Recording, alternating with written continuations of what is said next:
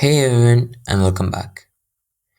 Do you want to access your Bitrix data when you don't have an internet connection? Well, I'll show you how to do that. It does have limitations, but let's start. First, you need the mobile app. Get it from the Google Play Store or the App Store on iPhone, and then just log into your account. Once you log in with an internet connection, you will be synced across your devices. Once that's done, the app will automatically create cache data. This means that your most recent contacts, tasks, etc. are saved on your device and can be viewed without internet.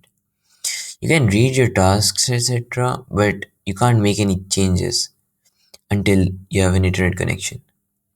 That's the limitation. You can't send anything, but you can view the data. This is the primary function that it can do.